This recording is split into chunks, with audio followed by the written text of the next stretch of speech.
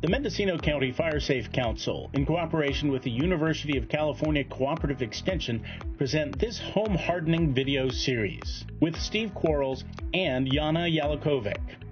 This episode talks about the safety of your roof as it pertains to wildfires.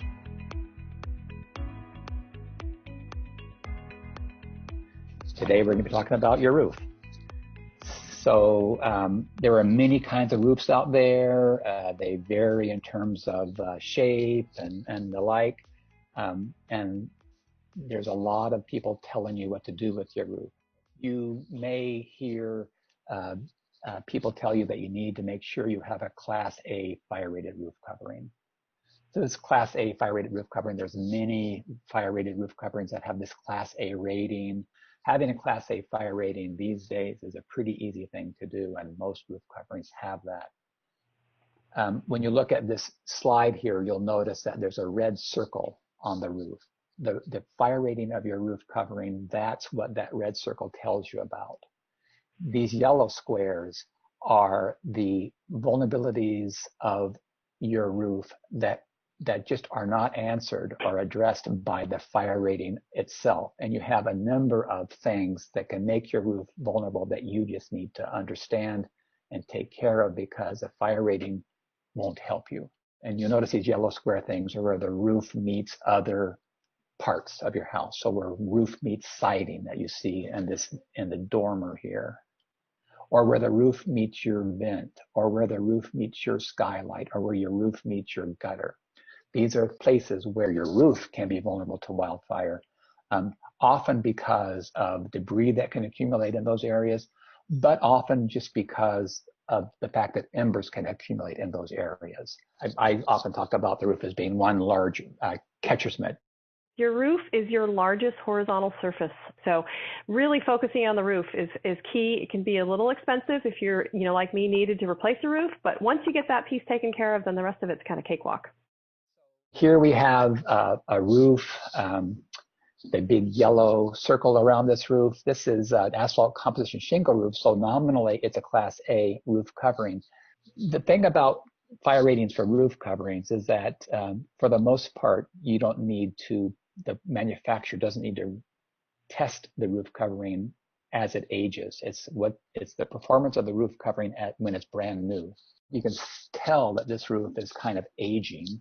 It was a Class A roof covering when it was built, when it was new, and it's likely not now. I think part of the challenge is that you have to maintain the roof, your roof covering, and replace it when it's worn out. Similarly, if you have a tile roof and some of the tiles become broken, well, that roof covering is no longer either providing protection against rain that Yana talked about, or nor is it providing protection against embers or flame that might be present. It's opened up the part of the roof underneath the roof covering. The thing that you need to worry about when you have a metal roof covering, and this applies also to tile roof coverings, particularly the barrel-shaped tiles, is that you have these openings at the edge of the roof. And you can see that in this red circle on the left-hand picture with this corrugated roof covering. And it's a little bit more easier to see a different kind of metal roof covering in the right-hand picture, but you'll notice that there's always these openings. These openings are places where debris can go before the wildfire threatens, and they're where embers will go when a wildfire is threatening. You want to plug these openings so that debris can't get into there. If the opening is big enough, then rodents can get in there and build nests. And so what this homeowner has done is stuff these areas with mineral wool, which is a non-combustible insulation material, and it comes in a bat form. And this particular homeowner just sort of stuffed each opening. If you have a clay barrel tile, you can use a mortar mix that you might, the stuff between bricks, and you can just sort of plug it in. Another thing you could do would be to use a steel wool kind of a product and stuff that in there. Because that would, all you're trying to do is plug it with something non-combustible to minimize debris entry and ember entry. So this is an example of what we call a complex roof. This is where you have roof to wall. In the first picture, it was a roof to a dormer siding. In this case, it's just not a dormer per se, but it's just a sort of a split level where you have a siding butting up against the roof covering. This particular part can be vulnerable, either A, because debris typically can accumulate in that area, and if that occurs, then embers will be there also and ignite that debris. And secondly, if embers just lodge here, you'll notice that there isn't really much of a space between the start of the siding and the roof covering. This is a Class A, asphalt composition shingle, Class A, so it can handle the ember exposure. It can handle burning debris, but this is a composite wood siding material. It would be more easily ignited by embers alone that might accumulate here, and even easier yet should there be debris. The inset picture is just from, again, the IBHS research facility, demonstrating how easy it is for embers to ignite debris that might accumulate at this roof to wall on this particular dormer. And in this case, the siding needs to provide the same protection as a Class A roof covering, and this under eave area also has to provide the same protection as the Class A roof covering. So what can you do? Well, in this local area, as we see in the inset picture, or in this smaller area just at the roof to wall, you can replace that siding only there with a non-combustible option.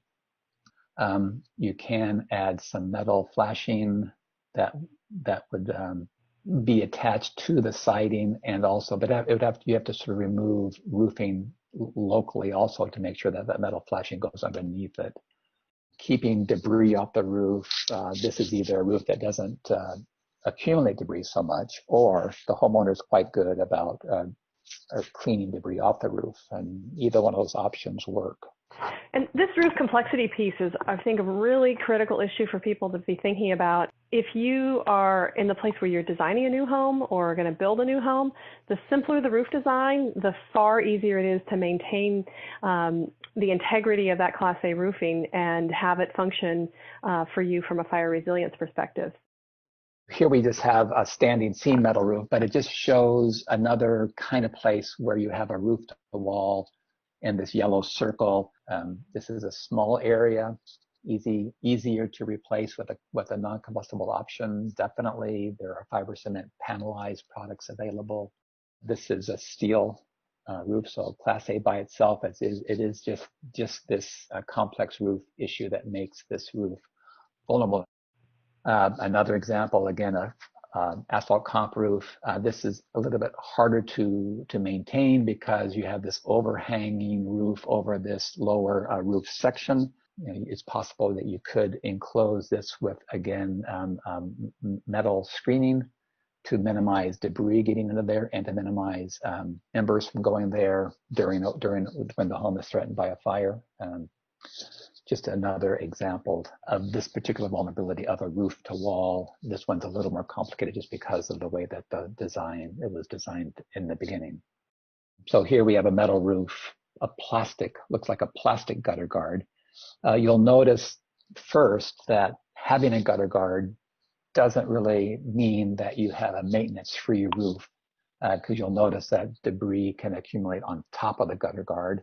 Sometimes a gutter guard results in debris accumulating on the roof and back of the gutter guard.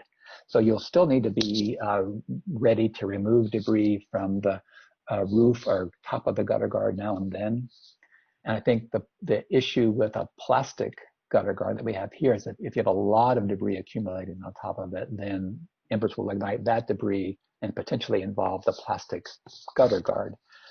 So we always recommend non-combustible gutter guard. That would be a better option. And then here's another example of a gutter.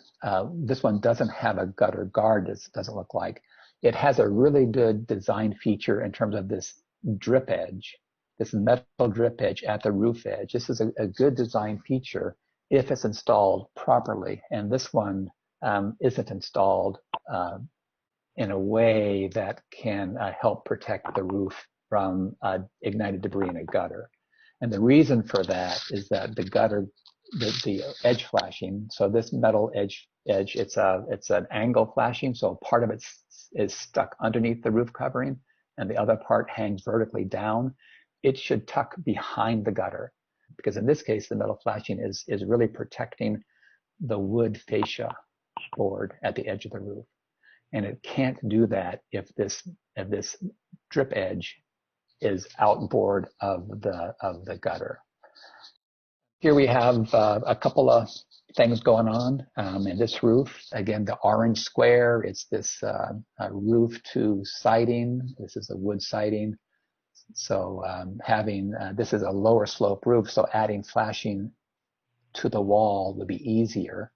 You want to make sure when you add it that you don't allow water to get behind the flashing, between the flashing and the wood siding, because you'll rot the wood siding, and then it has to go underneath the roof covering there.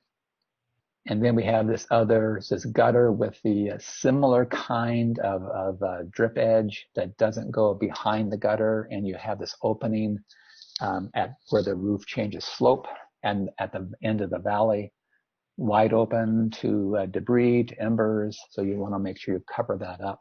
We haven't talked about valleys. So this is a place where debris can accumulate and be easily ignited by embers.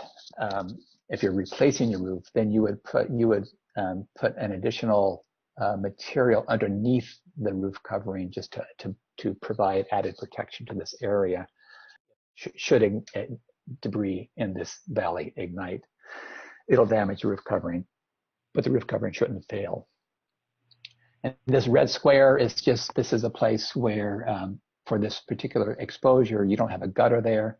You have a good overhang here. So this is actually nothing to speak about in a negative way here. It's just an example of where you don't have a gutter because of its location on the home.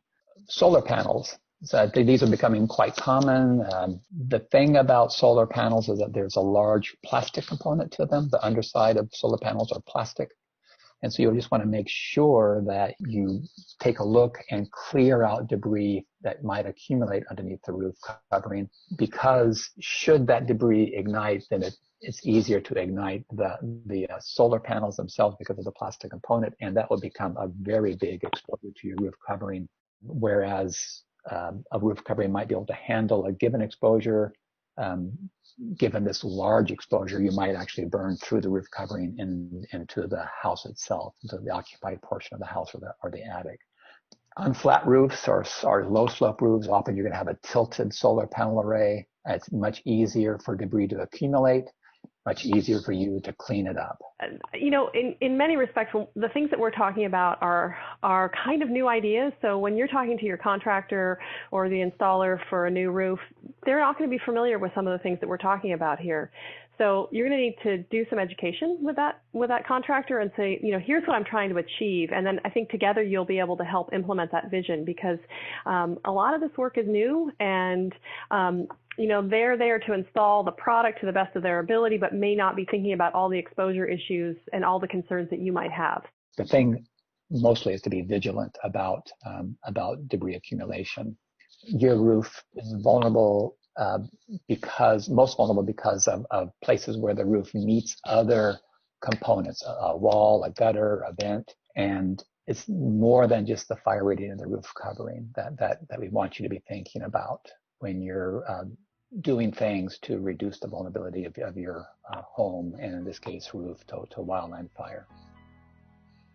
And if you do get an ignition on your roof, what you're trying to do is sort of make sure there's not a lot of material that's going to ignite. So a few leaves here and there, if they catch on fire, you know, the roof is designed to be able to withstand those. The bigger issue is really these little, you know, cracks, gaps and joints, things that are just wearing through time. And so, you know, a regular inspection of your roof and, you know, just making sure that you're taking care of those issues so that your roof will age well and perform well through time and provide the services that you're asking that roof to do.